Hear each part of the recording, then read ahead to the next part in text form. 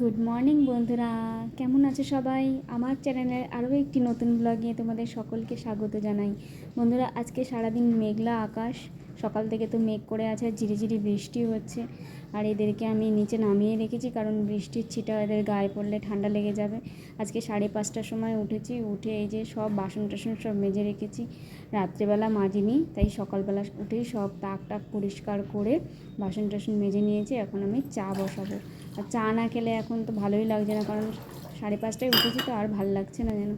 চাটা খেয়ে তারপরে টুকটাক করে গোছাতে শুরু করব, কারণ স্কুল আছে, স্কুলের এই চাল ভিজিয়ে রেখেছি ভাত খাবে বলে, টিফিন বানাবো। তো এই যে মুড়ি আর দুখানা বেকারি বিস্কুট এই নিয়ে আমাদের সকালবেলা চা খাওয়া হবে।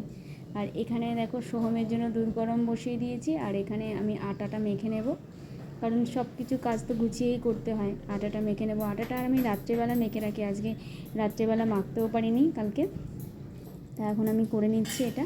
আর এই যে ভাতও বসিয়ে দিয়েছি, এদিকে ভাত বসিয়ে দিয়েছি। সোহমের দুধ আর কর্নফ্লেক্স, সোহম এই দুধ কর্নফ্লেক্স খেতেই পছন্দ করে সকালবেলা, অন্য কোনো খাবারও খেতে চায় না সেরকম একটা। ওই ছোটোর থেকে এই দুধ আর কর্নফ্লেক্সটা ভিজিয়ে রেখে দিলাম, একটু নরম হয়ে গেলে ও খেয়ে নেবে। আর এদিকে দেখো আলুর তরকারি বসিয়ে দিয়েছি কাসুরি মেথি দিয়ে। আর এদিকে আমি ওদিকে বসিয়ে দিয়ে সোহমের স্কুলের একটা টেবিল ক্লথ সেলাই করতে দিয়েছে, ওটা একটু সেলাই করে নিলাম। মা তো সোহমের একটা ফেভারিট কাজ করছে, চাল কুমড়ো কাটছে। এবার রান্না করতে চলে এসেছি রান্নাঘরে। এদিকে চাল কুমড়ো দিয়ে শুক্তো বানাবো, করলা কেটে নিয়েছি, আর এখানে একটু আদাও ঘষে নিয়েছি। আর তোমার ওখানে নিয়েছি আলু ডুমো ডুমো করে কেটে নিয়েছি, পনির বানাবো বলে। পনিরটাকে নুন হলুদ আর একটু চিনি মাখিয়ে রেখে দিয়েছি, তো অনেকক্ষণ ধরে মাখানো রয়েছে। তো এখন রান্নাটা আমি শুরু করব। কড়াইটা গরম বসিয়ে দিয়েছি, তার মধ্যে একটু সর্ষের তেল দিয়ে দিলাম। তেলে একটু হলুদ গুঁড়ো দিয়ে দিলাম, তাহলে গায়ে ছিটবে না। করলাগুলো ভেজে নেব।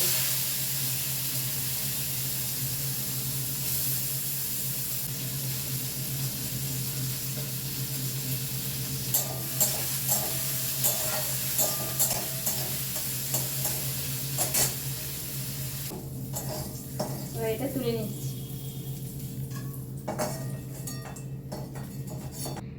তেজপাতা দিয়ে দিলাম, একটা শুকনো লঙ্কা একটুখানি ভেঙে দিয়েছি,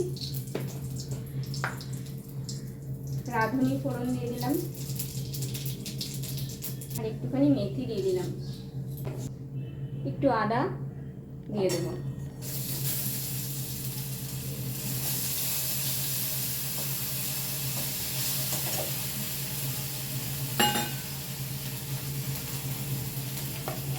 এবারে চাল কুমড়াটা এর মধ্যে দিয়ে দিচ্ছি।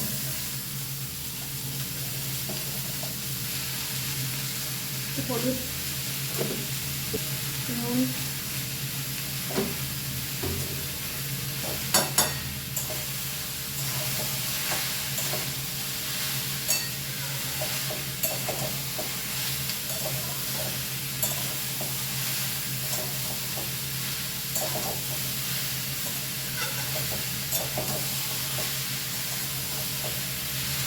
নাড়াচাড়া করে 2 মিনিট ঢাকা চাপা দেওয়ার পর আবার এটাকে খুলে একটু দেখে নিলাম। একটু সামান্য পরিমাণে জল দিয়ে দিলাম, যেহেতু চাল কুমড়ো থেকে জল বেরোয়নি, সিদ্ধ হবে না। একটু সামান্য পরিমাণে দিলাম জলটা।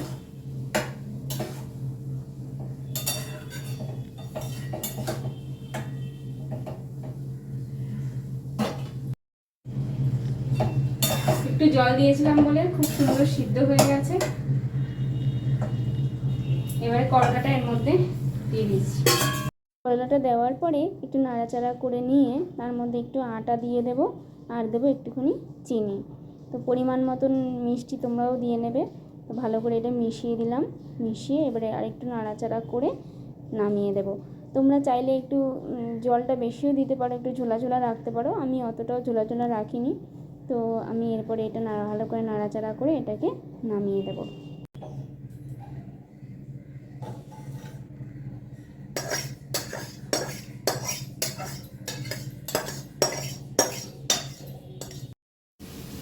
শুক্তো রান্না তো হয়ে গেছে, এখন আমি পনিরটা বানাচ্ছি, আর এখানে আলুটা ভেজে নিচ্ছি। আর পনিরটা আমি ভেজে তুলে নিয়েছি আগেই, এটা ভেজে রেখে দিয়েছি।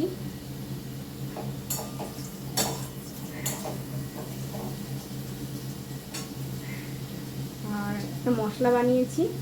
মশলাটা হলো আদা, পাকা টমেটো, জিরা, কাঁচা লঙ্কা, এই পেস্ট করে নিয়েছি।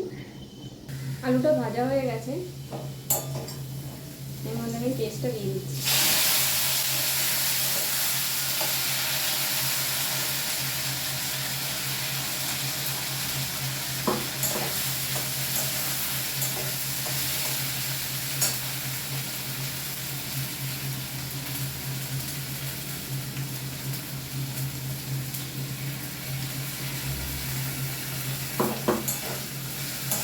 মশলাটা দিয়ে একটু তেল ছেড়ে গেলেই এর মধ্যে জলটা দিয়ে দেবো।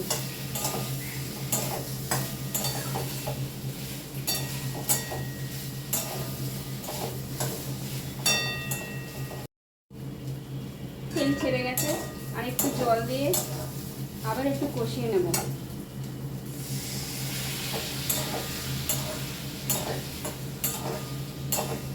যে কোনো রান্নায় দুবার করে যদি মশলাটা কষানো যায়, মানে একবার তেলটা ছেড়ে যাবে, আবার একটু জল দিয়ে যদি কষিয়ে নেওয়া যায়, তাহলে আমার মনে হয় স্বাদটা একটু বেশিই লাগে। এইবারে পুরো কষানো হয়ে গেছে, আবারও মশলা দিয়ে জল ছেড়ে এসছে। এবার আমি গরম জল অ্যাড করে দিচ্ছি।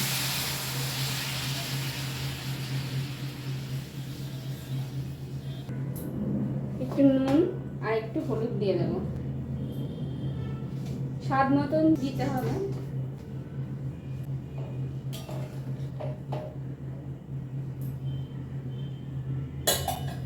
আমি কিন্তু কোনো লাল লঙ্কার গুঁড়ো ইউজ করিনি, কিন্তু দেখো কালারটা কি সুন্দর হয়েছে। ঝোলটা ফুটে উঠেছে, জলটা যেহেতু গরম ছিল, ঝোলটা ফুটে উঠেছে। এর মধ্যে আমি পনিরগুলো অ্যাড করে দেবো।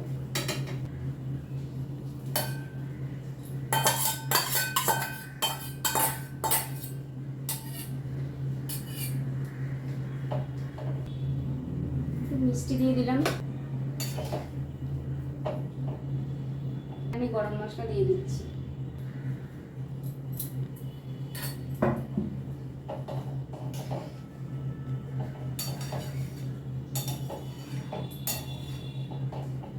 আজ আর ভিডিওটা বড় করব না, দুটো রান্না তোমাদের সাথে শেয়ার করলাম। তো আজকের ভিডিও তোমাদের কেমন লাগলো প্লিজ আমাকে কমেন্ট করে জানিও। ভালো লাগলে একটা লাইক, কমেন্ট, শেয়ার করে দিও। পাশে থেকো বন্ধুরা।